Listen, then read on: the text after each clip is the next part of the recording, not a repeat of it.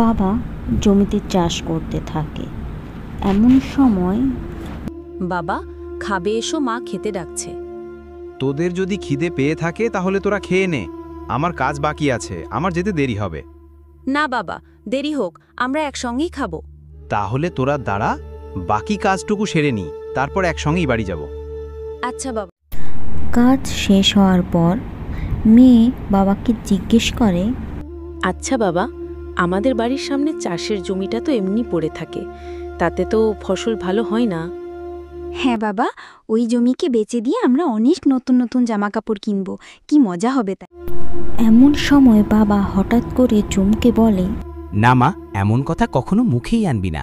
তোদের ঠাকুরদা অনেক কষ্টে এই জমিটা কিনেছিলেন। বাবা বলো না, আমাদের ঠাকুরদা কিভাবে জমিটা কিনেছিলেন? তাহলে শোন, আগে তো আমাদের কিছুই ছিল না, আর যতটুকু আছে সব তোদের ঠাকুরদার জন্য। তিনি অন্যের বাড়িতে বাড়িতে চাষের জমিতে চাষ করে যা উপার্জন করতেন, তা দিয়েই এই জমিটি তিনি কিনেছিলেন। আজ তোদের ঠাকুরদা নেই, কিন্তু তার স্মৃতি হিসেবে এই জমিটা আছে। হয়েছে হয়েছে, এবার তোরা খাবি কি না আমি খাবার নিয়ে চলে যাব? মায়ের এই কথা শুনে তারা সবাই হাসতে। এই গল্প হচ্ছে হরি নামে এক গরিব চাষি। সে তার স্ত্রী আর 2 মেয়ে নিয়ে এক গ্রামে বাস করত।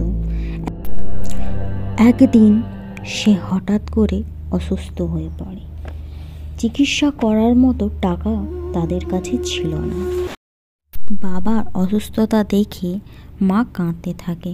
তখন করুণা এসে মাকে সান্ত্বনা দিয়ে বলে, মা কেঁদো না, আমি তো আছি, আমি মহাজনের কাছে যাব। গিয়ে কি করবে? উনি ভালো লোক না। গিয়ে দেখি, না হলেও তো কোনো উপায় নেই। সাবধানে যাস।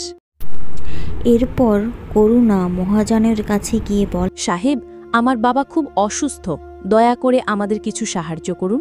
তোমাদের সাহায্য করে আমি কি পাবো? আমাদের বাড়ির পাশের জমিটা আমরা আপনাকে দিয়ে দেব। ওই জমি দিয়ে আমি কি করব? ভালো ফলন হয় না, ওই জমি নিলে তো আমার লস হবে। তুমি একটা কাজ করো, তোমাদের সেই চাষের জমিটা আমাকে দাও, আর 2 লক্ষ টাকা নিয়ে। করুণা জমিটি দিতে চায় না, কারণ ওই জমিটিই ছিল তাদের উপার্জনের একমাত্র রাস্তা। কিন্তু কোনো উপায় না থাকায় সে জমিটি দিতে বাধ্য। এরপর করুণা বাড়ি ফিরে এসে মাকে বলে, মা চিন্তা করো না, এবার বাবা ভালো হয়ে যাবে। এই বলে তারা তাড়াতাড়ি করে শহরের উদ্দেশ্যে বেরিয়ে পড়ে। সেখানে ডাক্তার বলে বাবার চিকিৎসার জন্য 4 লক্ষ টাকা লাগবে। তখন মা বলে, যা, সেখানে দেখবি একটা সিন্দুক আছে, সেখানে আমার কিছু গয়না আছে, সেগুলো দিয়ে কি হবে? চিকিৎসার জন্য 4 লক্ষ টাকা লাগবে। আগে যা তো, ওইগুলো বিক্রি করে যা হয়, বাকিটা অন্য কোথাও ব্যবস্থা করা যাবে। তৎক্ষণাৎ তারা গ্রামের উদ্দেশ্যে রওনা দেয়। দিদি, এখন আমাদের মায়ের বিয়ের গয়নাও বিক্রি করে দিতে হবে। হ্যাঁ রে, কি আর করা যাবে বলতো? তারা খুঁজতে শুরু করে। খুঁজতে খুঁজতে তাদের চোখে একটা সিন্দুক পড়ে।